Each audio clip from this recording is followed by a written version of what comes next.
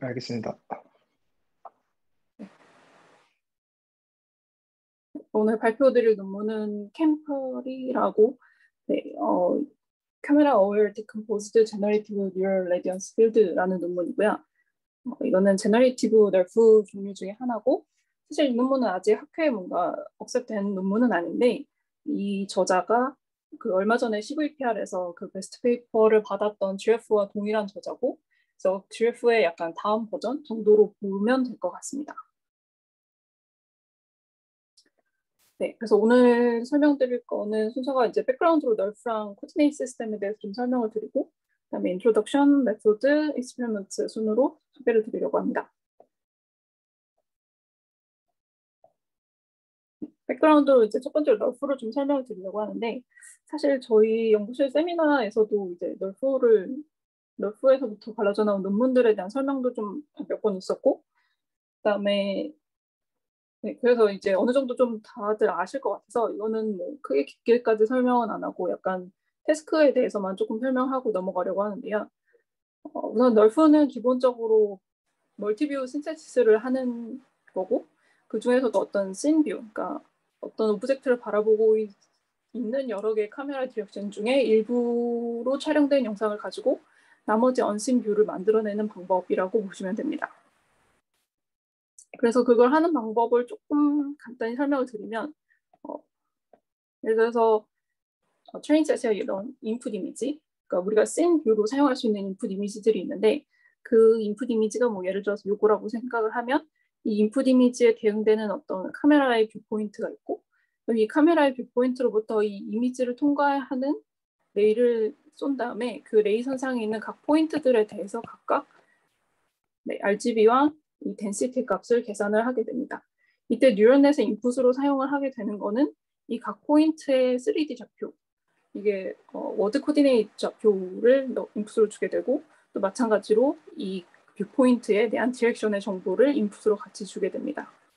그래서 이렇게 해서 나오는 이 RGB와 덴시티 값은 이 각각의 포인트에 해당하는 RGB와 덴시티 값이라고 생각을 하시면 되고, 이때 이 덴시티 같은 경우는 X, Y, Z 값에 대해서만 영향을 받아서 생성이 되고, 이 RGB 값은 이 5가지 값에 대해서 다 영향을 받아서 생성이 되는데, 그렇게 되는 이유는 아시다시피 RGB라는 거는 이 루미넌스 값이 같이 들어가 있는 색상이기 때문에 같은 레드라고 하더라도 뭐 방향에 따라서 약간씩 다른 색깔로 보일 수 있어서, 그거는 이제 이 디렉션 값도 같이 연산에 들어가게 됩니다.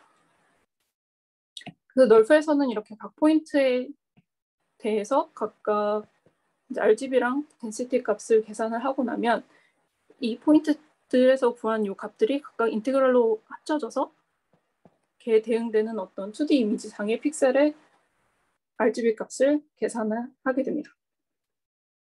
이게 널프의 구조고요.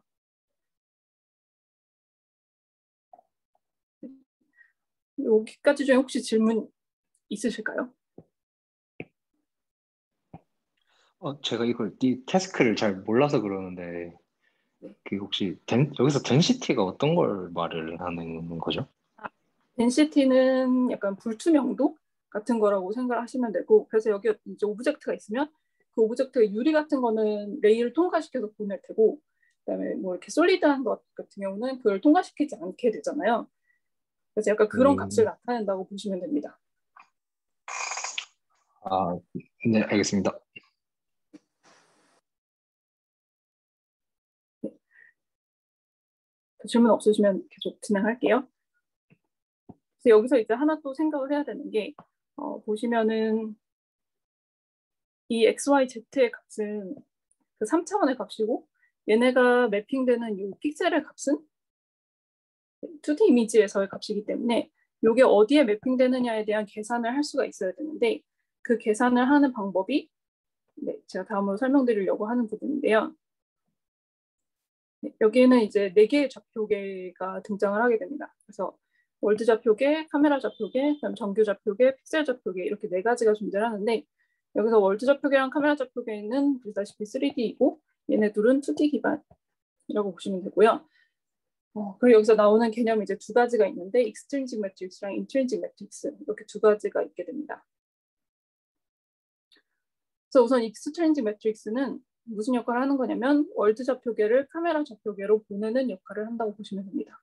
그래서 요 XYZ라는 표현이 이제 월드 좌표계 상의 점인데 그거에다가 이 로테이션이랑 트랜슬레이션으로 구성된 매트릭스를 곱해주면 이제 카메라 좌표계 상에서의 그 포인트의 값을 구할 수 있게 되고요. 그래서 여기서 이 로테이션이랑 트랜슬레이션이 각각 의미하는 게 뭔지를 생각을 해보면 이 XYZ가 이 월드 좌표계의 원점이었다고 생각을 하면 이런 값이 들어가게 되잖아요. 그러면 남는 게 이 T1, T2, T3가 되게 되는데 그 값이 결국에는 이 카메라가 월드 좌표계 상에서 어디에 위치하느냐를 의미한다고 보시면 되고 그리고 나머지 요거 같은 경우는 뭐 예를 들어서 이 월드 좌표계 상에서 카메라가 여기에 위치해 있다고 보면 트랜슬레이션만 하고 나면 카메라의 좌표계가 이렇게 X, Y, Z의 형태를 갖게 될 텐데 우리가 보통 카메라가 이 월드 좌표계의 원점을 바라보고 있다고 계산을 하고 그 축을 보통 Z축으로 기준을 하기 때문에 이거를 이제 돌려서 이 Z축이 이쪽을 바라볼 수 있도록 바꾸게 됩니다. 그래서 그 바꾸는 로테이션 하는 값이 이 로테이션이라고 보시면 됩니다. 그래서 익스트린지를 구성하는 거는 이렇게 로테이션과 트랜슬레이션으로 구성이 되어 있고 그래서 이렇게 월드 좌표계에다가 익스트린지 매트릭스를 곱해서 카메라 좌표계를 변환을 하게 되면 그 다음에 이제 카메라 좌표계를 가지고 노멀라이즈드 이미지 플레인으로 변환을 하게 되는데 카메라 좌표계까지는 3D 좌표였기 때문에 이걸 이제 2D 좌표계로 변환을 해야 되는데요. 이 변환을 하는데 하는 방법이 이 ZC의 값으로 나눠주게 되는 겁니다. 아까 말씀드린 것처럼 카메라 좌표계가 바라보는 쪽 방향이 보통 아니면 이 반대쪽 방향을 보통 ZC로 잡기 때문에 그쪽 부분의 요소를 없애주기 위해서 ZC로 나누고 그러면 이제 이 Z축의 값이 1이 되고 나머지는 UV로 표시할 수 있는 약간 노멀라이즈된 값으로 표현이 되게 되고 그래서 이 값이 이 정규 좌표계의 UV 값이라고 생각을 하시면 됩니다. 네, 이렇게 해서 노멀라이즈드 이미지 플레인으로 보내고 나면 그 다음에 사용하는 게 이 인트린직 매트릭스인데요. 이 인트린직 매트릭스는 정규 좌표계를 가지고 이제 실제로 카메라가 촬영하는 픽셀 이미지의 좌표계로 보내는 역할을 한다고 보시면 됩니다. 네, 여기에서는 사실 세 가지 요소가 들어있는데 이렇게 세 가지가 있다고 보시면 되고 초점거리, 주점, 그다음에 비대칭 계수 이렇게 세 가지가 있는데 사실 비대칭 계수는 요새 카메라에 워낙 퀄이 좋아져서 거의 0으로 세팅이 되고요. 그래서 0으로 되는 경우가 많고 실제로 사용이 되는 거는 이 초점거리와 주점인데 초점거리는 카메라의 원점에서부터 이 이미지 플레인까지의 거리가 초점거리라고 보시면 되고 주점 같은 경우는 카메라의 중심이 정규 좌표계에서는 중심으로 표현이 되는데 그 픽셀 좌표계 같은 경우는 우리가 보통 왼쪽의 위에를 원점으로 잡고 있기 때문에 이 값의 차이가 존재를 하게 되고 그 값을 보상해 주는 거라고 생각하시면 됩니다. 그래서 보통 이 값은 2분의 H랑 2분의 W의 값이 들어가게 된다고 보시면 됩니다. 그래서 이렇게 해서 앞에서 구했던 그 각각의 X, Y, Z 값이 이미지에 어디에 매핑이 되는지를 계산을 할 수 있게 됩니다. 혹시 여기까지 중에 질문 있으실까요?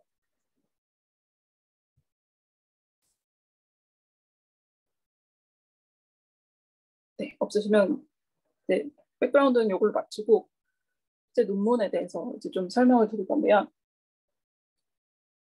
우선 인트로덕션을 설명을 드리면 기존에 이제 3D 어웨어 이미지 신테시스라는 방법들은 보면은 대표적인 게 이제 GRAF나 GF나 뭐 파이겐 이런 것들이 있는데 얘네는 보통 이 인트린직 값을 픽스드된 값을 그냥 사용을 하고 그다음에 카메라 포즈의 디스트리뷰션 그러니까 그 각각의 이미지들을 카메라의 어느 방향에서 촬영을 했다에 대한 그런 정보들을 보통 신세식 데이터는 자기가 만들었으니까 알고 있어서 그 트루 디스트리뷰션을 사용을 할 수가 있고 그렇지 않은 뭔가 리얼워드 이미지 컬렉션 같은 경우는 미리 범위를 이제 어느 정도 정해놓고 그 범위 내에서 유니폼하게 유니폼 디스트리뷰션을 샘플링을 해서 사용을 하게 됩니다. 근데 이렇게 하게 되면 이제 신세틱 데이터 같은 경우는 되게 심플한 데이터에 대해서만 학습을 할 수 있게 되고 아니면 이런 리얼월드 데이터셋을 사용을 했을 때는 이런 카메라에 대한 파라미터 튜닝들이 다 필요하게 돼서 실제로 만약에 이 디스트리뷰션이 실제하고 잘 안 맞게 되면은 성능이 굉장히 떨어지는 문제가 있다고 얘기를 합니다. 그래서 요 왼쪽에 GRAF였던 것 같은데 이렇게 카메라 튜닝 안에서 디스트리뷰션이 안 맞게 되면 이런 식으로 성능이 굉장히 많이 떨어지게 되고, 그래서 얘네가 제안하는 방법은 이런 거를 사람이 직접 뭔가 세팅하지 않고 그냥 스스로 모델이 알아서 카메라 어웨어하고 3D를 어웨어할 수 있는 이미지 신테시스를 하겠다는 게 얘네의 방법입니다. 네, 그래서 요거는 얘네가 이제 로우의 언포스드 이미지 컬렉션을 가지고 학습을 시키고요. 얘네가 얘기하는 컨트리뷰션은 크게 두 가지가 있는데, 첫 번째는 이제 이 카메라 제너레이터라는 거를 이런 식으로 앞에다가 달아서 실제로 어떤 샘플링된 값으로부터 실제 이 뷰를 나타내는 이 이미지를 촬영한 뷰를 예측하는 카메라 제너레이터를 사용을 하고, 이거를 이미지 제너레이터랑 같이 학습을 시키는 방법이라고 하고, 이런 걸 사용을 하게 되면 카메라 포즈 레인지에 대한 어떤 튜닝을 해줄 필요도 없고, 그 다음에 카메라 디스트리뷰션이 좀 복잡한 경우에도 충분히 사용할 수 있다고 얘기를 합니다. 그리고 얘네가 제안하는 두 번째 컨트리뷰션은 얘네가 폴그라운드랑 백그라운드를 각각 서로 다른 모델을 사용을 해서 이걸 학습을 시켰다고 얘기를 합니다. 얘네가 한 태스크는 백그라운드가 있는데 대신에 오브젝트는 싱글 오브젝트인 거를 대상으로 했습니다.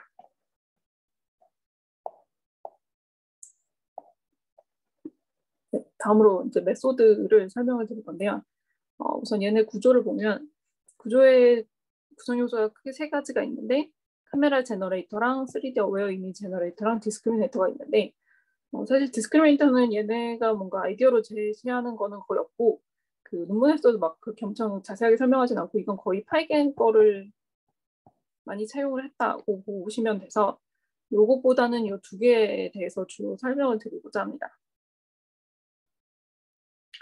그래서 3D 어웨어 이미지 제너레이터는 우선 보면은 얘한테 인풋으로 들어가는 게 Z랑 이 크시 값인데, 이 Z는 보는 것처럼 이 각각 쉐입과 어피어런스를 나타내는 레이턴트 벡터 값을 사용을 하고, 그 다음에 이 크시 값은 이 카메라 제너레이터로부터 예측된 값을 인풋으로 받아서 그게 이 이미지 제너레이터에서 페이크 이미지를 생성을 하는데 사용을 하게 됩니다. 근데 여기서 이제 이 이미지 제너레이터가 생성을 할 때 이 씬을 표현하는 방식이 씬이 표현하는 공간을 먼저 정의를 하게 되는데, 그 공간의 정의를 좀 설명을 드리면, 우선 아까 말씀드린 대로 어떤 오브젝트가 존재를 하는 공간을 먼저 정의를 하는데요. 이 공간은 얘네가 이제 정해진, 이거는 약간 하이퍼 파라미터이고, 어떤 범위 내에 이 오브젝트가 존재를 한다고 가정을 하게 됩니다. 그래서 실제로 그 오브젝트에 대한 연산을 할 때는 딱 이 제한된 범위 내에서 카메라 쪽에서부터 레이를 쏠 때에 이 범위 내에 대해서만 계산을 하는 방식으로 진행을 하고, 이거는 오리지널 널페 방식을 그대로 차용을 한 거고요. 그다음에 이거 바깥쪽으로 이제 레디우스가 1인 유니스페어의 공간을 정의를 하게 되고, 이 유니스페어의 바깥쪽의 공간을 백그라운드로 정의를 하고, 이 안쪽인데 이 오브젝트가 존재하지 않는 이 사이의 공간이 바로 카메라가 돌아다니는 공간이라고 정의를 하게 됩니다. 네, 그래서 여기서 공간을 뭐 이렇게 나눴다고 하는데 사실 정확하게는 이렇게 세 가지로 나눈 거고요.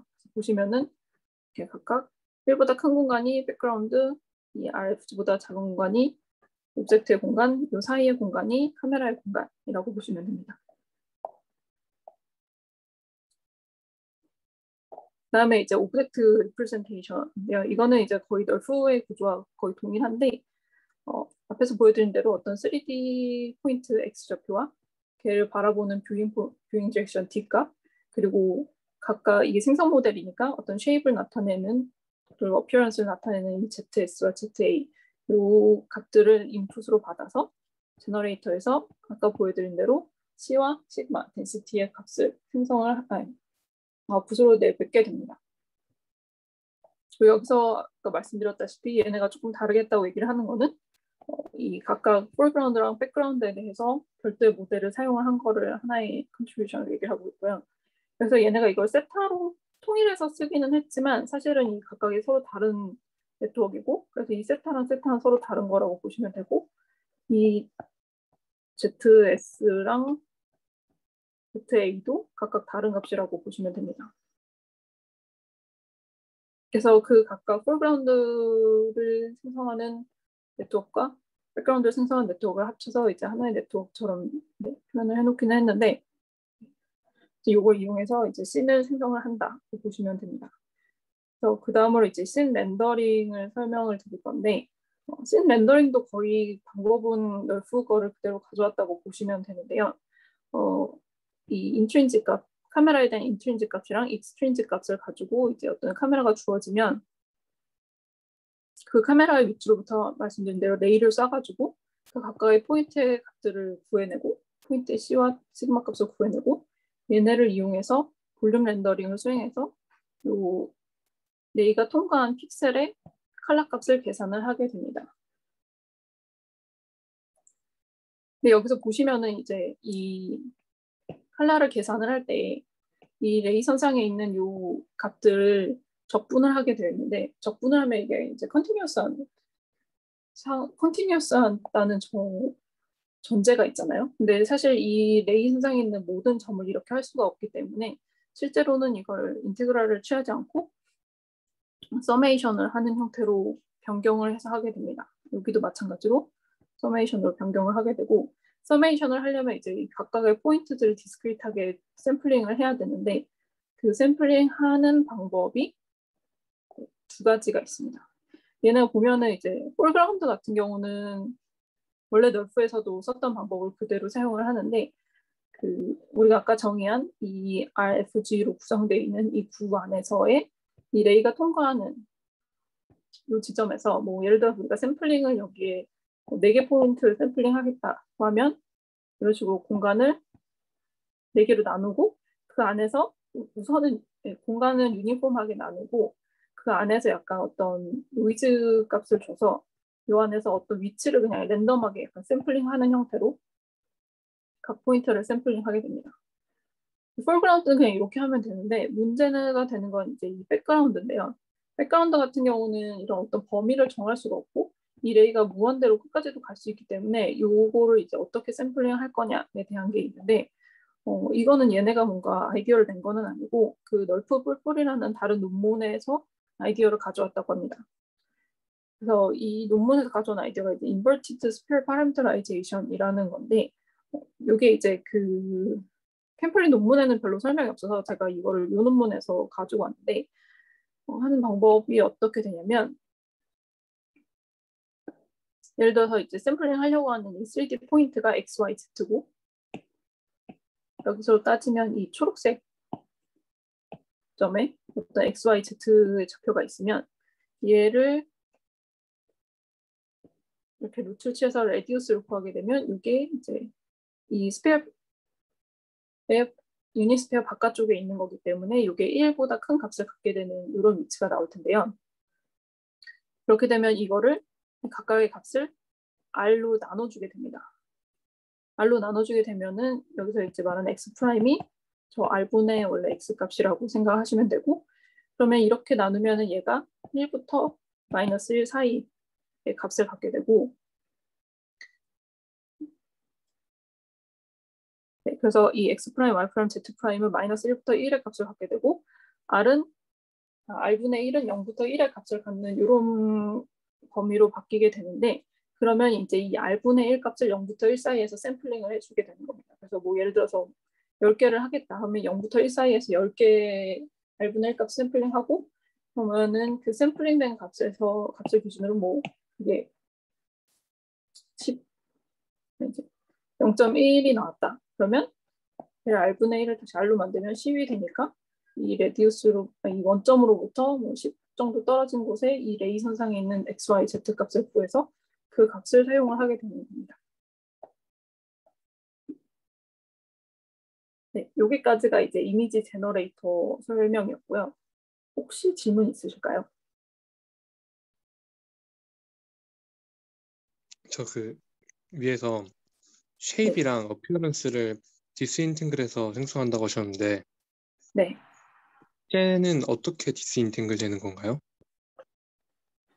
여기서 디스인탱글 한다는 건 거의 그냥 각각 뽑아서 각각 넣어준다라고 되어 있고, 그 넣는 위치 자체가 얘네도 그 GRF나 GF처럼 처음에 쉐입 같은 경우는 XYZ 값이랑 같이 콘캣해서 넣고, 이 어피어런스는 마지막에 이 시그마랑 칼라를 구할 때 칼라 쪽에만 넣는 형태로 이렇게 되어 있습니다. 그래서 이렇게 나눠서 넣는 거를 디스인탱글 넣는다고 얘기를 하고, 실제로 실험 결과에서 네, 저게 네, 각각 컨트롤이 된다고 얘기를 하고 있어요.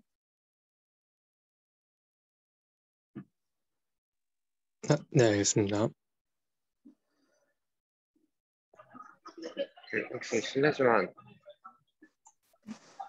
들리시나요? 네, 맞습니다. 그 K, 라지 K랑 알바 T? 그게 뭔지 조금 설명해 주실 수 있을까요? 요거요. 요거는 네네. 그 인트린직 매트릭스랑 익스트린직 매트릭스를 의미하는 건데요. 그 아까 백그라운드에서 설명드린 요거에서 요게 이제 로테이션이랑 트랜슬레이션이라고 해서 이렇게 RT로 표현을 많이 하기도 하고,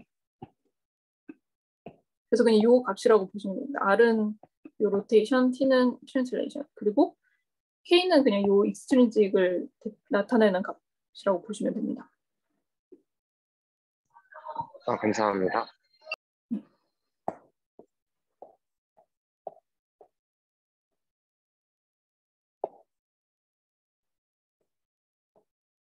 네, 질문 더 없으시면은 계속 진행을 할게요.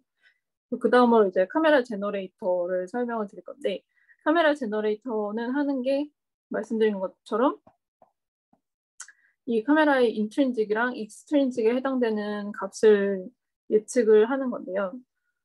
인트린직 같은 경우는 아까 말씀드린 것처럼 이렇게 어떤 주점과 이 F랑 C의 값으로 구성이 되어 있는데, 사실 이 C의 값 같은 경우, C 값 같은 경우는 이 프린시플 포인트 같은 경우는 실제로는 이 이미지의 중심점으로 보통 많이 사용을 하기 때문에 이거는 그냥 이 값을 그대로 써서 예측을 하지 않고, 이 인트린직 값 중에는 이 F 값, 그 포컬 렌스에 대해서만 예측을 했다고 합니다. 그 다음에 카메라 포즈의 익스트린직 값 중에는 아까 그 로테이션이랑 트랜슬레이션을 의미하는 값이 있는데, 그게 네, 그 의미하는 값으로 사용되는 게 이 세 가지인데요. 우선 네, 이 루킹 앳 카메라라는 게 있는데, 이 카메라의 위치를 어떻게 세팅하느냐는 또 위치나 방향 같은 거를 세팅하는 게 좀 여러 가지 버전이 있는데, 그중에 이 룩겟이라고 보통 많이 하더라고요. 근데 이 룩겟 카메라라는 세팅이 보통 뭐냐면 이 워드 스페이스의 오리진을 쳐다보고 있는 방향을 마이너스 Z로 잡고, 그럼 얘 반대쪽 방향이 이제 Z가 되고, 그래서 이 Z의 방향이 실제로 구면좌표계에서 이 아래 벡터 방향과 일치하게 되는 이런 방향을 잡고, 그 다음에 픽싱 업 라이트 포지션이라고 해서 업 포지션을 Y축으로 잡고 얘 라이트 포지션을 X축으로 잡는 네. 요런 형태로 잡는 거를 루켓 카메라라고 하더라고요. 그래서 얘네도 요 루켓 카메라의 좌표 형태로 이거를 잡았고, 이렇게 잡고 나면은 이제 여기에 카메라가 있고, 카메라가 이제 어떤 방향을 이렇게 바라보고 있을 텐데, 그 카메라의 로테이션이랑 트랜슬레이션을 표현할 수 있는 게 아까 보여드린 대로 이렇게 요 R값과 세터 파이로 이거를 표현을 할 수가 있는데요. 보통 XYZ로 표현을 할 수도 있지만 그거를 구면좌표를 변환을 하면 이렇게 R 세타 파이로도 표현을 할 수가 있기 때문에 얘네가 사용을 한 거는 이 R 세타 파이로 사용을 했고, 요게 그림에서는 파이 값이고 요게 세타 값을 의미한다고 보시면 됩니다. 그 요거는 R값, 그림상에서 R값이고요. 또 보시면은 이 파이 같은 경우는 마이너스 파이부터 파이까지 해서 이 360도를 다 돕는 범위로 잡았고, 이 세타값 같은 경우는 얘가 360도를 이미 잡아놨기 때문에 이 구를 정의를 할 때에 세타는 180도까지만 정의를 해도 제로 인해서 360도가 다 돌아가기 때문에 이 구에 있는 모든 각도를 다 표현할 수 있기 때문에 세타는 마이너스 2분의 파이부터 2분의 파이의 범위로 이렇게 잡고, 그 안에서 이제 이 포즈 값을 계산해낼 수 있도록 계산해낼 수 있도록 합니다. 그래서 다시 정리를 드리면 인트린식 중에서는 요 포컬 렌스에 대한 값, 익스트린식 중에서는 요 세 가지 값, 이렇게 5가지의 값을 카메라 제너레이터가 예측을 한다고 보시면 됩니다.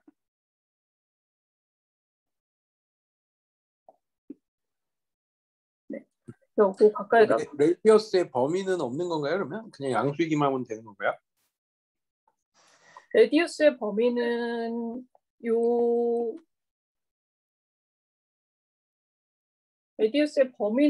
제가 보기에 1값 이내로만 잡게 될 것 같습니다. 어차피 카메라의 위치가 그 1 이내에서만 존재를 하고, 그래서 아마 이 RFG 세팅을 해놓으면 이 사이의 값으로 예측을 할 것 같습니다.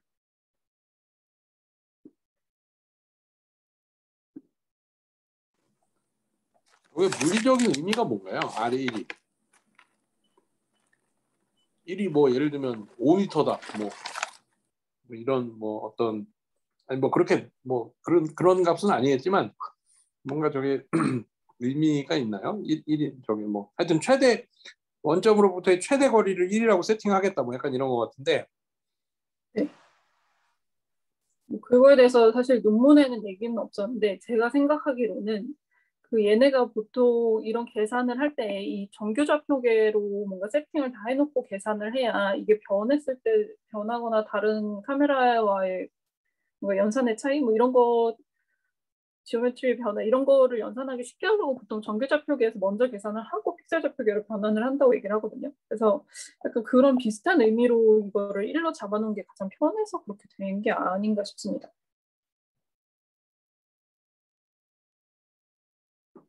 근데 뭐 트레이닝 데이터를 기준으로 봤을 때 저거의 의미는 뭐 하여튼 최대 거리인가요? 그러면 최대 줌아웃 됐을 때의 거리, 그렇게 이해를 하면 될까요? 사실 이게 이 논문에서는 코드가 공개되거나 하질 않아서 정확하게 모르겠지만 저희가 지금 실험을 보통 하는 데이터셋 같은 걸 보면은 이 값이 그냥 어떤, 이게 정확하게 단위가 뭔지는 모르겠는데 뭐 9에서 11이라든가 이런 정해진 값으로 되어 있기는 하거든요. 그러니까 주어진 값이 실제로는 있기는 한데 그 오브젝트와 그 카메라 사이 어떤 정해진 값이 실제로 데이터셋마다 있기는 한데 그거를 연산할 때는 이거 중간값 뭐 10이나 이런 걸 아니면 요 같은 경우는 1 이내로 해놨으니까 뭐 11 같은 걸로 나눠서 1 이내의 값을 무조건 세팅을 하고 계산을 하는 것 같긴 합니다. 네, 그래서 그냥 노멀라이즈 된 것 같은 개념인 것 같기는 해요. 네. 네.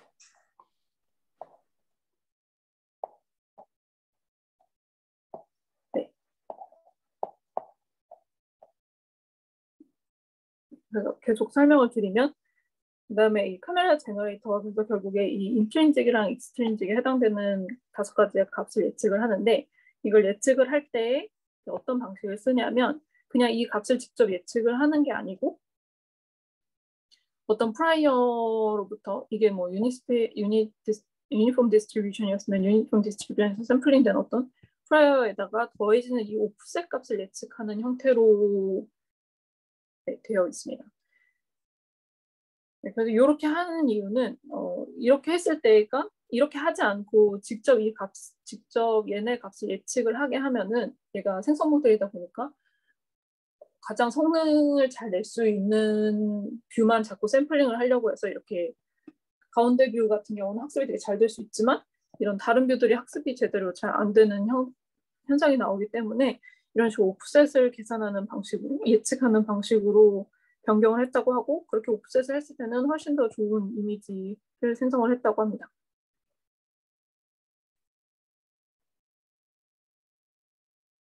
네, 여기까지가 이제 방법의 전부고요. 혹시 또 질문 있으실까요?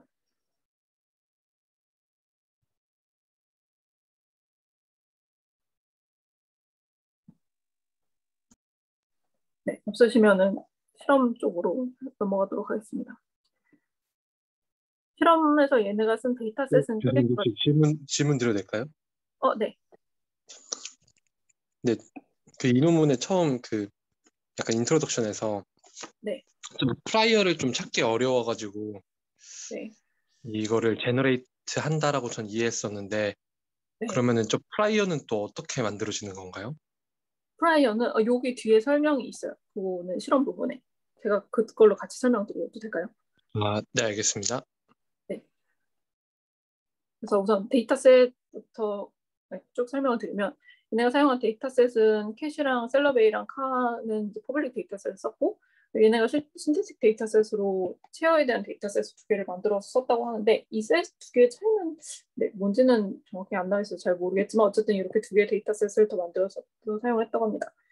그리고 셀러베이는 센터크롭을 해서 사용을 했고 그 다음에 캐시랑 신테틱 데이터셋 요거랑 요거는 백그라운드가 없기 때문에 폴그라운드만 썼다고 하는데 사실 실험 결과 보면은 요 카도 백그라운드가 없어서 거의 이것도 백그라운드 없이 썼을 것 같고요. 그래서 거의 요 셀럽 A만 백그라운드를 뭔가 해서 사용을 한 것 같긴 합니다. 그 다음에 테스트를 할 때는 가우시안 믹스처를 가지고 뭔가 이 엘리베이션이나 로테이션에 대한 앵글을 샘플링을 해서 테스트를 했다고 하고 트레인을 할 때는 이게 그 질문하신 부분과 좀 관련이 있는 것 같은데 우선 이 로테이션이랑 엘리베이션 같은 경우를 캣과 셀러베이 같은 경우는 가우시안 프라이어로 세팅을 하고 파이레이나 저 체어 같은 경우는 유니폼 디스트리뷰션으로 세팅을 해서 여기서 샘플링을 해서 학습을 진행을 했다고 합니다. 이 학습을 이렇게 하면은 그 맨 처음에 요 각각의 디스트리뷰션을 갖고 있다가 걔가 점점 학습이 됨에 따라서 그라운드 트루스의 그 디스트리뷰션을 점점 배워가는 형태가 되고 그 결과는 뒤에 있으니까 뒤에서 다시 보여드릴게요. 그리고 이 부분이 약간 저는 좀 애매하다고 생각하지만 어쨌든 얘네가 카메라의 레디우스랑 포컬 렌스를 체어 데이터셋을 빼고 나머지 데이터셋 같은 경우는 가우시안 디스트리뷰션으로부터 샘플링을 해서 했다고 하고 이 체어 같은 경우는 포컬 렌스는 픽스를 했다고 얘기를 합니다. 근데 이러고 나서 이 다음 문장에 포컬 렌스를 그러니까 이게 뭐 다른 베이스라인과의 성능 비교를 위해서 인트린직을 픽스했다라고 되어 있는데 그게 이 체험을 픽스를 했다는 건지 성능 비교를 위해 모든 데이터셋에 대해서 이 인트린직을 픽스했다는 의미인지는 잘 모르겠는데 어쨌든 이 체어 같은 경우는 확실하게 이 포컬 렌스를 픽스해서 이거는 뭔가 구하거나 하지는 않았다고 합니다. 그래서 실험 결과를 보면 얘네가 이제 성능을 비교한 거는 홀로겐이랑 이 GRAF 이 두 개에 대해서 성능 비교를 했는데 여기서 이 튠드라고 되어 있는 거는 이 각각의 논문에서 걔네가 사용했던 그 카메라 디스트리뷰션의 범위를 그대로 사용을 했을 때와 사용하지 않고 했을 때 성능의 차이를 본 거고요. 그 다음에 얘네가 제안한 논문은 튜닝을 하지 않는 거 이렇게 5가지에 대해서 성능 비교를 했는데 보시면은 뭐 홀로겐은 가장 성능이 안 좋으니까 그렇고 GRAF랑 이 방법을 비교를 한 걸 보면 사실 GRAF 같은 경우는 튜닝을 안 하면은 성능이 많이 떨어지고 이거는 이제 FID 스코어를 비교한 거라서 낮을수록 좋은 값이고요. 튜닝을 안 한 거랑 이 hours랑 GRAF의 튜닝을 한 값을 비교를 해보면 이 셀러베이에서는 그래도 이 제안하는 방법이 좀 더 잘했고 나머지에서는 이 튜닝을 한 GRAF가 좀 더 좋았다고 합니다. 그리고 체어 같은 경우는 여기서 이 방법이 가장 좋았다고 얘기를 하고요. 이게 이제 그거의 퀄리티티브 컴패리즌을 한 건데 GRAF랑을 비교를 했고 GRAF에서 카메라 파라미터 튜닝한 거랑 튜닝하지 않은 거 그리고 얘네 튜닝 필요 없는 얘네 방법 이렇게 비교를 했을 때 퀄리티 면에서 자기네가 뭐 좋다고 얘기를 하고 있습니다. 그리고 여기서 이제 여기 튜닝이 뭔가요?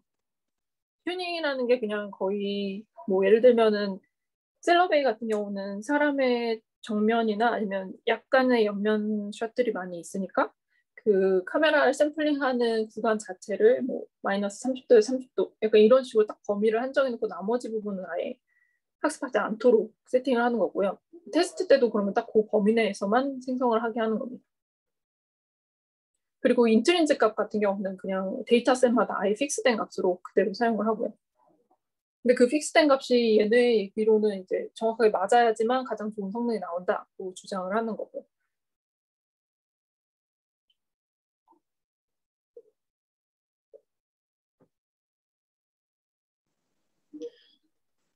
근데 저 홀로간이나 GREF는 명시적으로 그 카메라 파라미터가 필요한 애들인 거예요? 그러면? 네, 맞습니다. 그래서 그 저자들이 그걸 어떻게 찾았는지 모르겠지만 그 값을 아예 다 세팅을 해놓고 있습니다. 그 코드상에서. 그러면 널프는 카메라 파라미터가 필요가 없잖아요. 네, 널프는 그 보통 카메라 뷰가 다 매핑되어 있는 상태로 되어 있기 때문에 인트린직 값은 뭔가 고정된 값을 썼던 것 같고요. 그 포인트마다의 그 로테이션이란 값은 이미지마다 다 있었던 걸로 기억합니다. 널프가 그러니까 이미지마다 뭔가 카메라 파라미터가 다 주어져 있는 세팅이에요? 그러면? 네, 그 걔네가 실험했던 게 제 기억에는 그 신테틱으로 그 레고나 이런 게 다 신테틱이었기 때문에 그 값을 다 알고 있는 상태에서 한 걸로 알고 있습니다. 그래서 그 이후에 나왔던 이 논문도 그렇지만 거기서 그 카메라 포즈가 매핑되어 있지 않은 것을 할 수 있는 방법들에 대한 논문이 그래서 그 후에 나온 것들이 좀 있습니다. 근데 실사도 있잖아요. 널프가. 그럼 실사는 그게 뭐 그 카메라 그런 게 다 있는 건가요? 네, 아마 있는 것만 가는 걸로 알고 있습니다. 저는. 그걸 어떻게 구하죠? 그러니까 뭐 예를 들면 셋을 만들 때 하지 않았을까요? 네. 만들 때요? 그러니까 뭐 어떤 뭐 특수한 카메라가 있는 건가요? 아니면은 뭐 그냥 우리가 스마트폰으로 찍으면 그 사진 그 핸드폰에서 뭐 그런 인트린직, 익스트린직을 싹 다 뭔가 뽑을 수 있는 건가요? 우선 익스트린직 같은 경우는 우리가 삼는 월드 좌표계랑 카메라의 뷰에 대한 좌표이기 때문에 그건 저희가 그냥 카메라를 어느 방향에서 했다 이거에 대한 값을 다 갖고 있을 수 있잖아요. 내가 뭐 이걸 90도 내가 정면을 0도라고 놨을 때 뭐 90도 돌아가는 위치에서 촬영을 했다 이런 식으로 뭔가 세팅을 해서 할 수 있으니까 익스트린직은 촬영을 할 때 얻을 수 있는 값이고 인트린직 같은 경우는 그 안에 들어있는 그 포컬 렌스 같은 게 실제로는 정확하게 잘 기억 안 나지만 그 이미지 센서와의 뭐 거리 이런 것들이 다 들어가는 값이라고 해서 아마 카메라마다 세팅되는 값인 것 같아요. 그래서 그렇죠. 뭐 인트린직은 모르긴 해도 뭐 저희가 뭐 DSLR 뭐 50mm에 뭐 50.4 렌즈, 뭐 0.8 렌즈 뭐 이런 거 뭐 50에 뭐 2.8인가 1.8이죠 보통 단렌즈 그 저기 조리개 값이.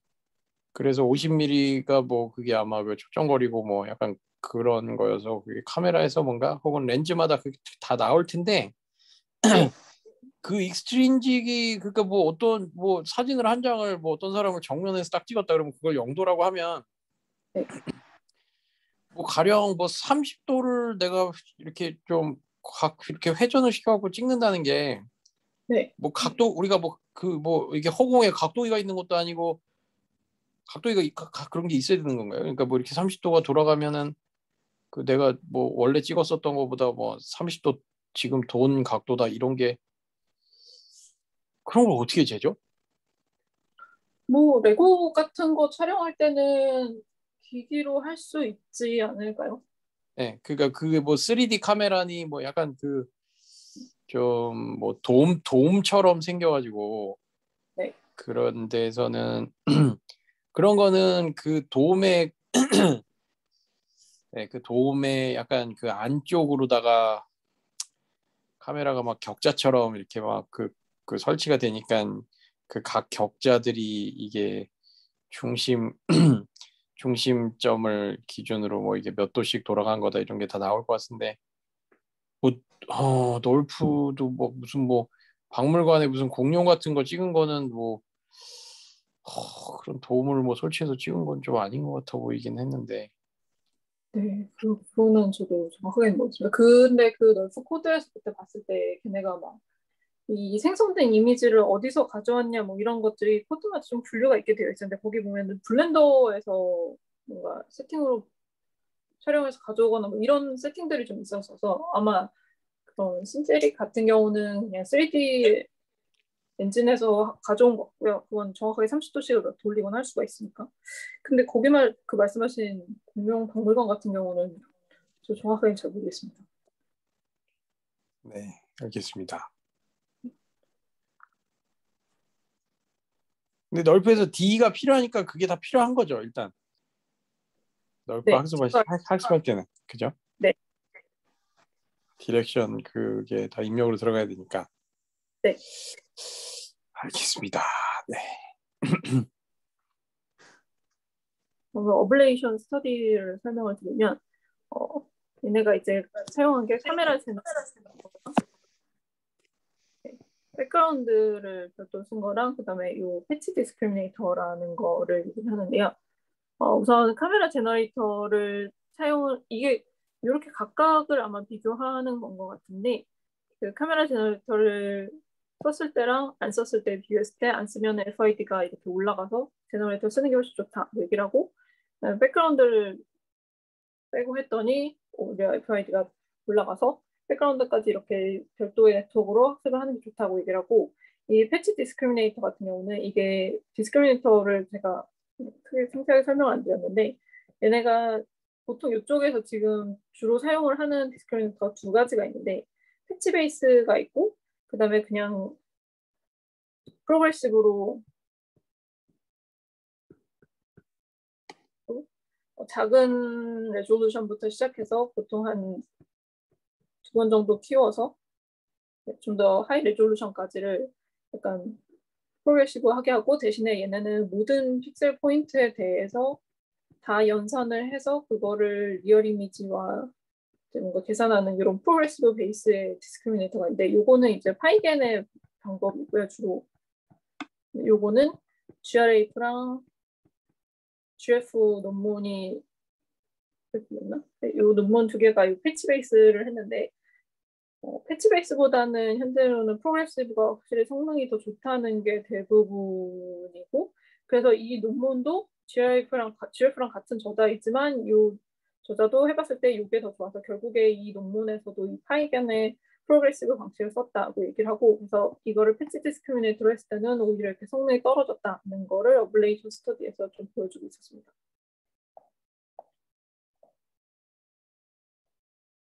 네. 그리고 근데 그 앞에서 널프랑은 왜 비교를 안 한 거예요? 널프는 인스턴스 와이즈로 돌아가니까 그런 건가요? 널프는 세팅이 우선 다른 그런 건가요? 그러니까 생성 네. 모델이라서 아마 성능 비교가 좀 애매한 것 같긴 합니다. 이건 생성 모델이 아닌가요? 이거는 생성 모델이죠. 이거는 어떤 리얼 이미지, 그러니까 널프는 실제로 있는 오브젝트에 대해서 뭐 100장의 이미지를 보고 나머지 뷰를 만드는 건데 얘는 아예 Z 값부터 뭔가 생성해내는 거잖아요. 그렇죠. 네. 그래서 태스크 자체가 조금 다르다고 볼 수 있을 것 같습니다. 네. 네.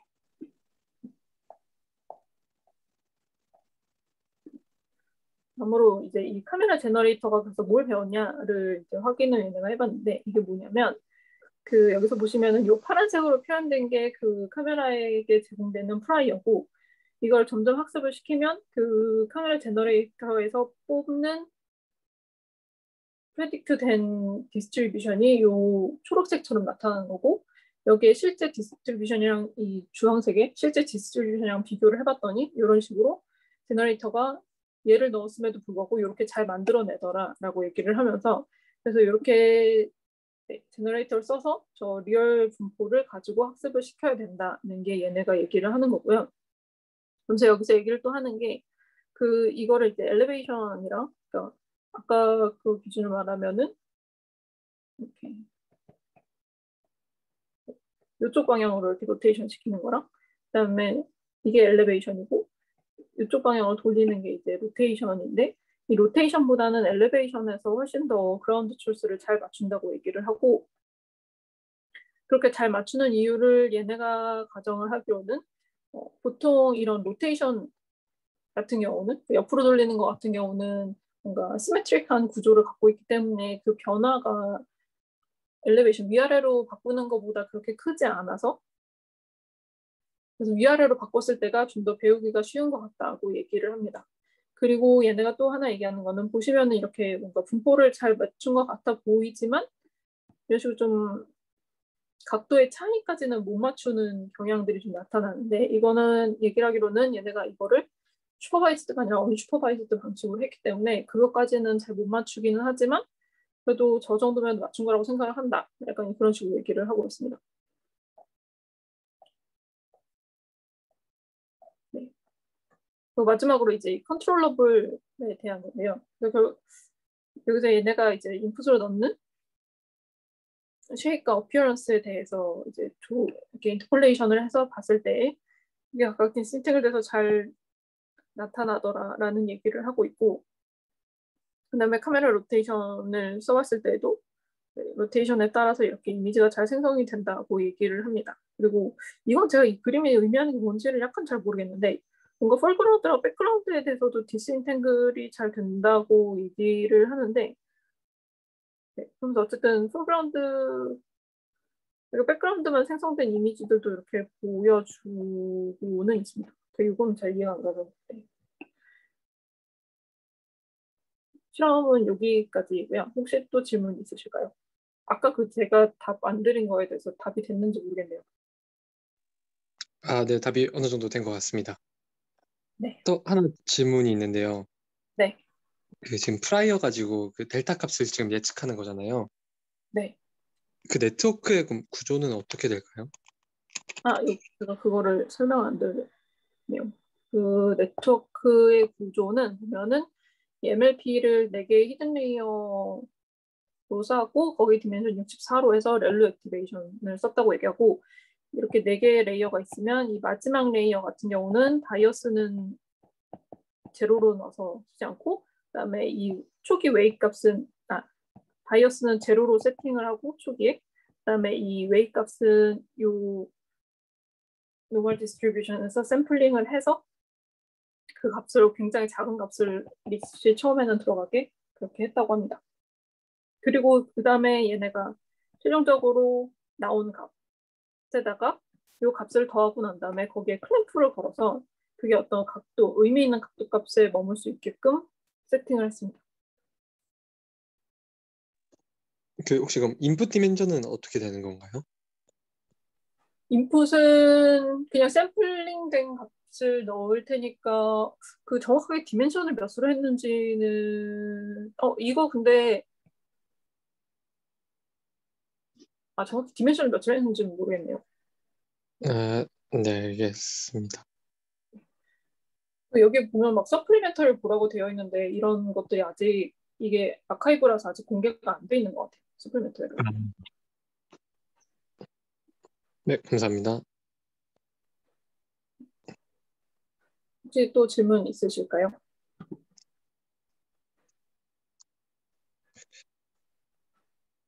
네, 없으시면 이걸로 마칠게요.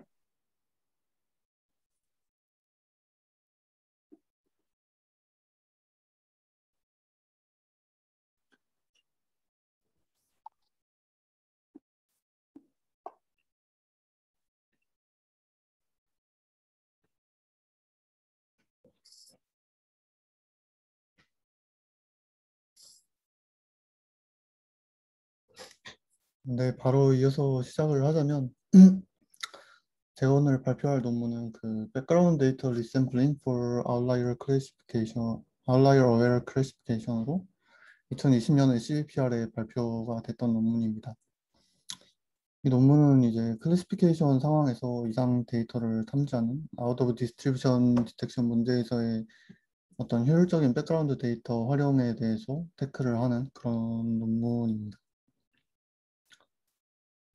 이전에도 좀 논의가 되어 왔었지만 이제 딥뉴럴넷에서는 잘못된 프리딕션을 할 때도 네트워크의 컨피던스가 되게 높게 디시전을 한다는 문제가 있다고 널리 알려져 있고 꽤 많은 논문들에서 이런 문제들을 오랫동안 다루고 있습니다.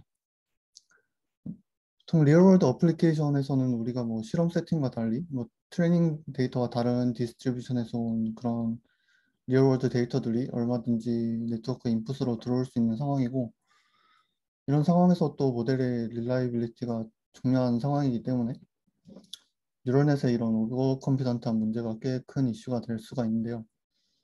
그래서 이런 문제를 해결하기 위해서 네트워크가 셀프 어웨어니스를 가지도록 혹은 뉴럴넷이 스스로 뭘 모르는지를 알고 어떤 아웃라이어들을 걸러낼 수 있도록 디자인하려는 시도가 좀 많이 있었습니다. 이런 연구가 특히 클래시피케이션 태스크에서 많이 수행이 됐고 아웃 오브 디스트리뷰션 디텍션이라는 이름으로 많이 연구가 되었는데 이제 초창기 베이스라인으로는 아마 2017년쯤에 나왔던 걸로 클래시파이어의 소프트맥스 스코어를 어떤 그 데이터들의 인디케이터로 써서 맥시멈 소프트맥스 프로버빌리티가 낮은 것들을 이제 얘는 네트워크가 잘 모르는 것이다 라고 생각을 하고 아웃라이어로 걸러내는 방식이 제안이 되었습니다. 근데 뭐 아까 말했듯이 이런 방법론들은 그 오버컨피던트한 문제가 있는 뉴럴 이미 오버컨피던트한 문제가 있는 뉴럴이시기 때문에 조금 성능에 제한이 있는 그런 방법론이라는 것이 태클이 됐고 방법론을 개선을 하기 위해서 이제 심화된 좀 클래시피케이션에서 오디 디텍션 방법론이 연구됨과 동시에 단순히 그냥 트레이닝 타임에 어떤 트레이닝 데이터와는 다른 데이터를 함께 사용을 해서 베이스라인의 간단한 메소드를 가져가지만 성능은 높이고자 하는 웍들도 많이 있었습니다. 이런 웍들의 논리는 어떤 인퍼런스 타임에 실제로 우리가 어떤 아웃라이어를 마주할지 알 수가 없는데 그런 상황에서도 어떤 그 아웃라이어 서로게이트로 보조적인 백그라운드 데이터를 트레이닝 타임에 사용을 하면은 테스트 타임에 그 실질적인 아웃라이어에서도 뭐 효과적인 OOD 디텍션 퀄리티를 얻을 수 있는 제너럴라이제이션 효과가 있다고 알려져 있었습니다. 그래서 베이스라인 메소드는 아까 말씀드렸듯이 맥시멈 소프트맥스 프로버빌리티 혹은 그 엔트로피 관련된 스코어로 OOD 디텍션을 수행을 하는 방법이었는데 여기서 이런 그 베이스라인을 가져가면서 백그라운드 데이터를 활용하는 방법은 그 트레이닝 데이터는 정상적으로 이제 흔히 아는 크로스 엔트로피 로스 같은 걸 이용을 해서 클래시피케이션 학습을 하면서 백그라운드 데이터 혹은 뭐 그 보조적인 아웃라이어 데이터는 그 데이터에 대한 소프트맥스 프로버빌리티가 유니폼하게 나오도록 레귤러라이제이션을 걸어주는 것입니다. 그래서 이를 통해서 인퍼런스 타임에 마주하게 될 어떤 아웃라이어 데이터에 대해서도 클래시파이어가 걔네들을 뭐 디시전 바운더리에 가깝게 위치하도록 유도를 해서 소프트맥스 프로버빌리티 낮은 소프트맥스 프로버빌리티를 갖도록 기대를 하는 그런 방법론입니다. 그래서 다시 뭐 정리를 하자면 이게 트레이닝 시에 뭐 인디스트리뷰션 트레이닝 셋이랑 백그라운드 데이터 셋그 DB 두 가지가 존재를 하고 트레이닝 데이터에 대해서는 뭐 컨피던트하고 정확하게 클래시피케이션을 수행하도록 하면서도 백그라운드 데이터에 대해서 로우 컨피던트 프레딕션을 강제를 하는 방법론인 것이고 그리고 로스 펑션은 뭐 다음과 같이 그 트레이닝 데이터 혹은 Lin이라고 쓰여 있는 이 트레이닝 데이터 셋에 대한 크로스 엔트로피 로스랑 백그라운드 데이터 셋에 대한 그 Lout이라고 되어 있는 그 백그라운드 데이터 셋의 뭐 프로버빌리티가 유니폼에 가깝도록 하는 이런 KL 다이버전스 로스로 이루어집니다. 다른 방법론들도 있긴 한데 이런 방법이 좀 베이직한 것이라고 하시면 될 것 같고요. 이런 트레이닝 스킴에서는 보통 부조적인 다른 데이터셋을 이제 뭐 트레이닝 데이터셋과 다른 어떤 다른 데이터셋을 백그라운드 데이터로 이용을 하거나 제너러티브 모델 같은 걸로 뭐 부조적인 다른 데이터를 생성을 하거나 그런 어프로치들이 있는데 많은 웍들에서 사용되는 방법은 아직까지 뭐 타이니 이미지스나 아니면 이미지넷과 같이 광범위한 그 라지 스케일 데이터셋을 백그라운드로 쓰는 게 매우 효과적이라고 알려져 있고 많은 논문들에서도 이런 방법론을 써서 성능 측정을 하고 있습니다. 네, 이 논문에서는 이제 효과적인 그 백그라운드 데이터의 레귤러라이제이션을 위해서 항상 그런 라지 스케일한 데이터셋들이 필요하다면 상당히 뭐 컴퓨테이션과 메모리 측면에서 좀 비효율적임을 지적을 하고 있고요. 그래서 데이터 스케일이 좀 작으면서도 뭔가 이펙티브한 백그라운드 데이터셋을 구축을 해가지고 그런 문제들을 해결하기 위해서 기존의 뭐 라지 스케일 데이터셋에서 이펙티브한 샘플들만 샘플링을 해서 남겨놓는 그런 방법론을 제안을 하고 있습니다. 그래서 그림을 뭐 보시면은 어떤 이 그림에서 노란 점이 뭐 정상적인 우리가 갖고 있는 트레이닝 데이터 혹은 뭐 정확히 클래시피케이션 해야 되는 그런 샘플이라고 볼 수 있고, 진한 회색 그 점들이 뭐 백그라운드 샘플, 색칠된 리전이 정상 데이터와 뭐 아웃라이어의 디시전 바운더리로 비주얼라이제이션이 됐다고 하면은 이제 뭐 A나 C처럼 그 백그라운드 데이터셋의 스케일이 작거나 단순 라지 스케일 데이터셋에서 유니폼하게 샘플링이 됐을 때는 데이터셋 그 스케일이 작으니까 그 에피션트하지만 어떤 이너큐레이트한 그 인디스트리뷰션과 아웃 오브 디스트리뷰션 샘플 간의 바운더리 결과물을 낼 수 있다는 것을 비주얼라이제이션을 하고 있고, 이 논문의 목적은 이제 그림 D처럼 효과적으로 좀 아웃라이어를 샘플링을 잘 해서 B처럼 라지 스케일 백그라운드 데이터셋을 쓰는 것과 같이 최대한 비슷한 효과를 내도록 하는 그런 것입니다. 그래서 라지 스케일 데이터셋이 있다고 할 때 이제 이 논문에서 제안하는 백그라운드 데이터셋 리샘플링의 오브젝티브는 크게 두 가지 정도로 여기서 정의를 하고 있는데, 그 이피션시랑 이펙티브니스로 각각 정의를 하고, 그래서 이피션시는 뭐 리샘플된 데이터 사이즈는 당연히 오리지널 데이터셋보다 훨씬 작게 가져가야 된다는 그런 논리고, 전체적인 오리지널 백그라운드 데이터를 썼을 때와 근접한 효과를 내는 그런 이펙티브니스를 갖고자 하는 것입니다. 그래서 이 두 가지 오브젝티브를 조합하면은 이 논문에서는 아래와 같은 이런 골을 설정을 해서 옵티멀한 혹은 뭐 효과적인 그 스케일이 작은 이펙티브 백그라운드 샘플들을 샘플링 할 수 있다고 얘기를 하고 있습니다.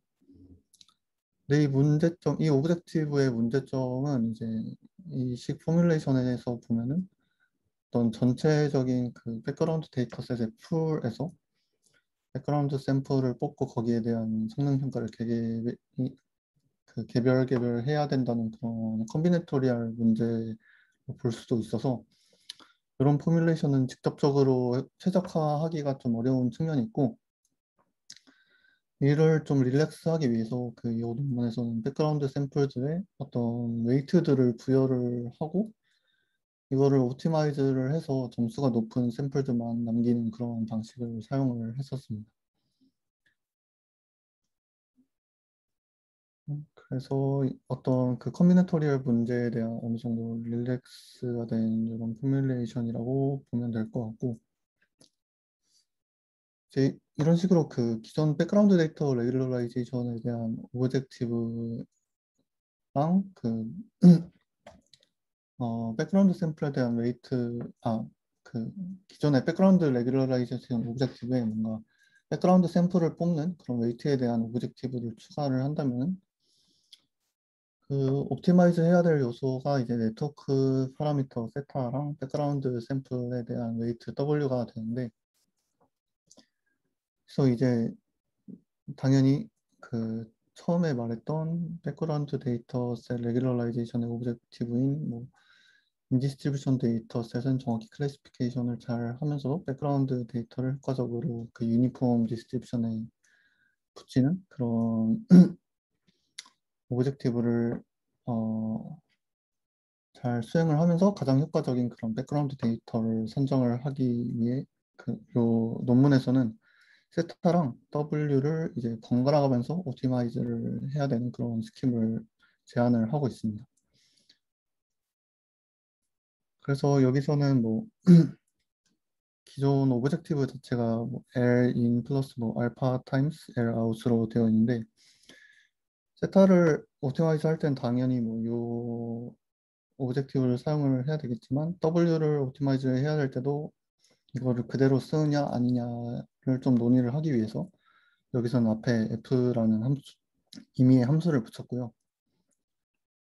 그래서 만약에 그 F가 아이덴티티 즉 뭐 W를 옵티마이즈 할 때도 그 세타에 대한 그 오브젝티브를 그대로 사용하게 되는 그런 옵티마이제이션을 사용할 경우에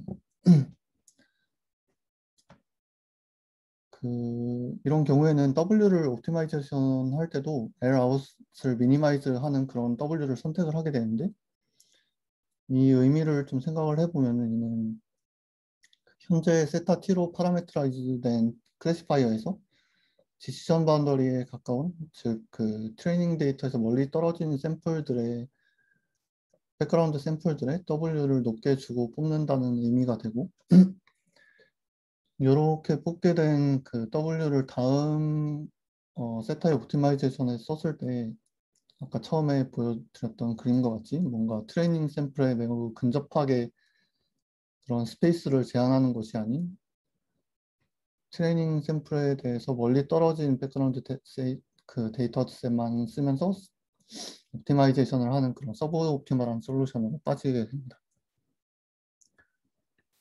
그래서 아이덴티티를 F로 설정을 하면 안 되고 이 논문에서 이제 이 함수를 마이너스 함수로 바꾸게 되면은 W를 옵티마이즈 하는 과정에서 트레이닝 샘플에 최대한 가까운 그 백그라운드 샘플들을 선택을 하게 되고 이는 이제 다음 세타 옵티마이제이션 과정에서 트레이닝 데이터를 그 이전에 선택된 그 백그라운드 데이터를 그 다음 세타에 대한 옵티마이제이션 과정에서 트레이닝 데이터의 밖으로 밀어주는 그런 방식이 됩니다. 그래서 이런 식으로 얼터네티브하게 혹은 뭐 애드버서리얼하게 세타와 W를 아래 그림과 같이 계속 옵티마이즈 하다 보면은 백그라운드 데이터 레귤러라이제이션 시나리오에서 그 트레이닝 데이터를 둘러싸고 있는 그 백그라운드 데이터를 효과적으로 골라낼 수 있다고 얘기를 하고 있고 이렇게 한번 그 효과적인 백그라운드 셋을 좀 골라낸 다음에 그 샘플만 남기고 뭐 저장을 해서 효과적으로 다음 레귤러라이제이션 할 때도 뭐 컴퓨테이셔널하게 이피션시를 가져가는 그런 방법론이라고 생각을 하시면 될 것 같습니다.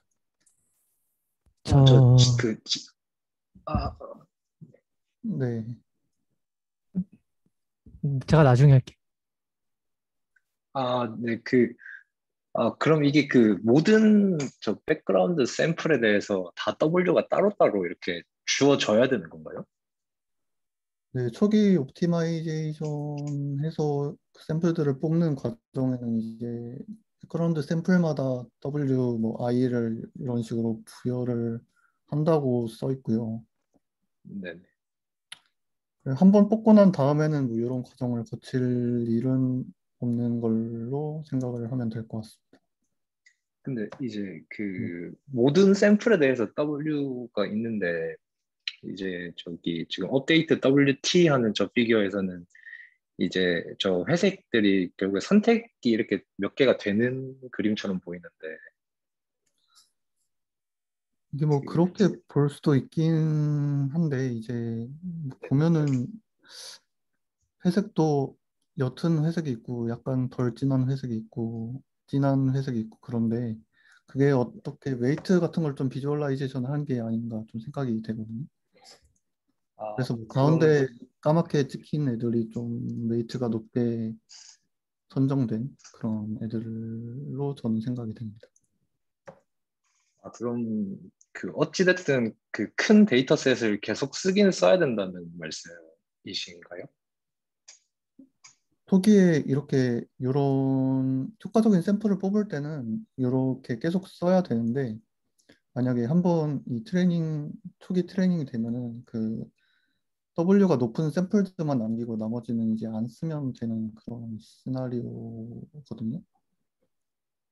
아, 그러면은 그 W가 어느 정도 낮으면 걔네는 빼고 그 네, 옵티마이제이션 그냥 하겠다고 이런 말씀이시나요? 네, 맞습니다.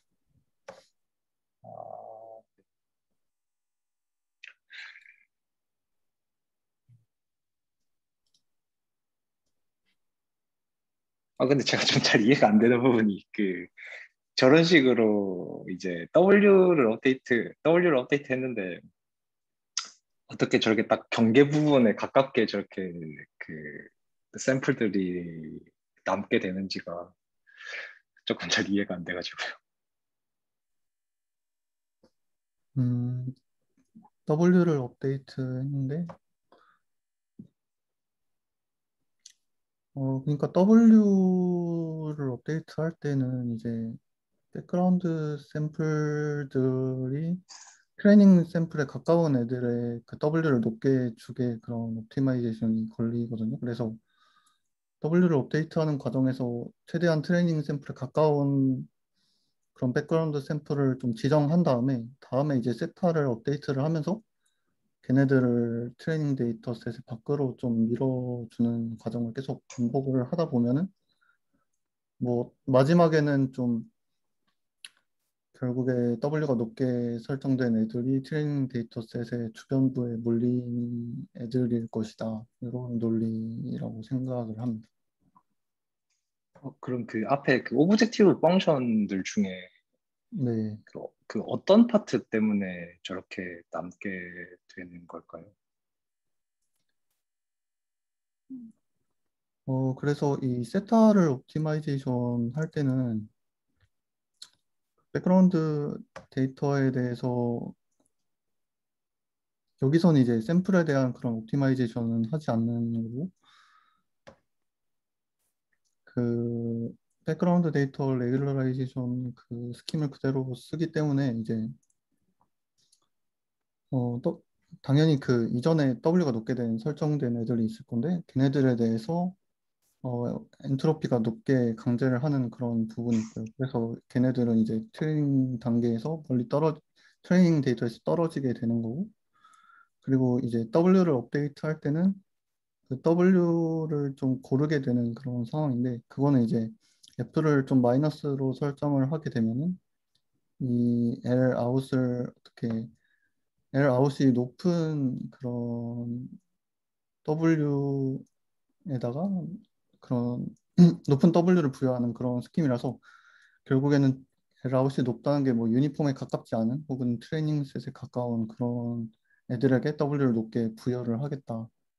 그런 거라서 이제 아까 그림처럼 작동이 된다고 생각을 해주시면 될 것 같습니다. 아, 네, 감사합니다.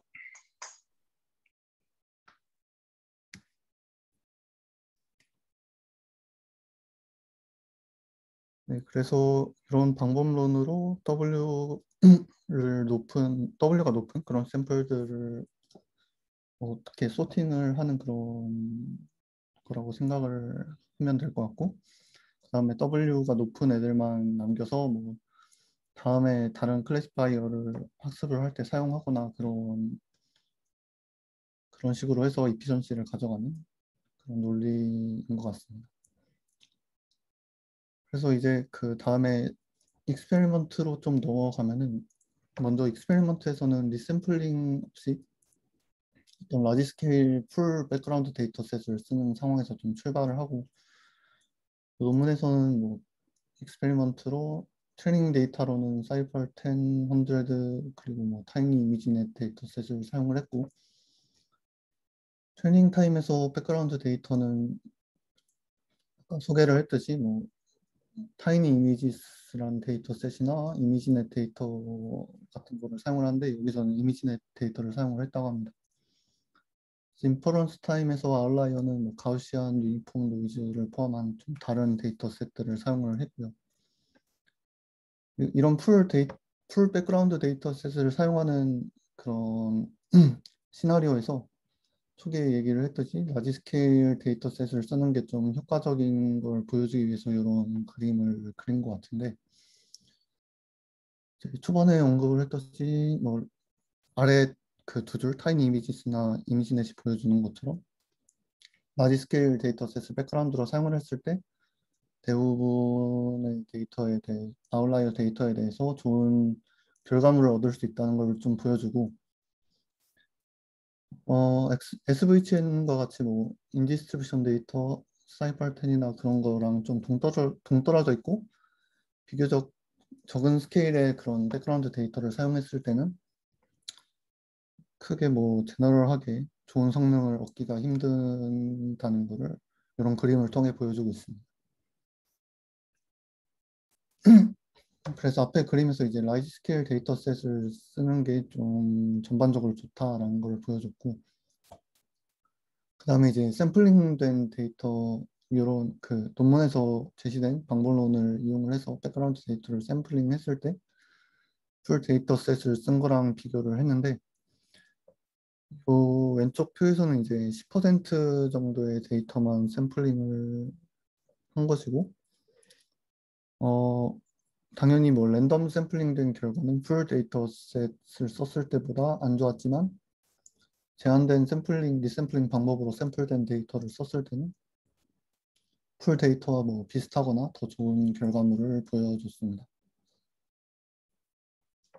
그리고 옆에 그림은 이제 샘플링 레이트에 대한 그런 성능을 보여줬는데, 역시 뭐 제한된 방법이 파란색 선인데 그 주황색 선인 랜덤 샘플링보다 좋은 성능을 가짐을 보여주고 있고, 그리고 맨 끝에 있는 요 점이 풀 데이터를 썼을 그런 시나리오인데, 풀 데이터를 쓴 것보다 오히려 뭐 효과적일 수도 있다라는 그런 그림이 될 것 같습니다. 그리고 아까 말씀드렸듯이 이게 모티베이션 자체가 백그라운드 데이터 레귤러라이제이션을 위해서 항상 뭐 라지 스케일 데이터셋을 가지고 컴퓨테이션을 한다는 게 이니피션트하다는 것이었고, 그래서 이 논문에서는 효과적인 샘플만 남기는 방법을 제시를 한 다음에 그 샘플만 나중에 쓰면 된다. 나머지는 뭐 지우거나 이런 방식을 제시를 한 것이고, 그래서 이렇게 한 번 샘플링된 백그라운드 데이터를 다른 뭐에 계속 사용한다는 가정하에서 다른 네트워크 환경이나 다른 데이터셋에 대한 실험에서도 맨 처음에 뽑은 어떤 샘플들이 효과적인 백그라운드 데이터로 작용할 수 있을지를 실험을 해봤습니다. A 테이블은 그 와이드라이튼의 40으로 그 학습을 해서 백그라운드 데이터를 뽑은 다음에 그 남긴 데이터만 가지고 다른 아키텍처의 실험을 해봤을 때 트랜스퍼드 된 그런 백그라운드 데이터셋이 여전히 파워풀하게 작동을 한다는 것을 보여주고 있고, B 테이블은 뭐 A랑 비슷한 시나리오인데 사이팔 그 100를 인디스트리뷰션으로 쓴 상태에서 백그라운드 데이터셋을 샘플링한 다음에 10%나 1%만 남기고 다 지우고 그런 데이터셋을 사이퍼10이나 타이니 이미지넷에 썼을 때도 여전히 좀 좋은 성능을 나타낸다는 것을 보여주면서 여기서 제시한 방법론이 효과적이고 제너럴라이즈 하다라는 것을 보여주고 있습니다. 그래서 중요한 실험은 제가 생각하기에 여기까지인 것 같고, 혹시 뭐 더 질문이 있으실까요?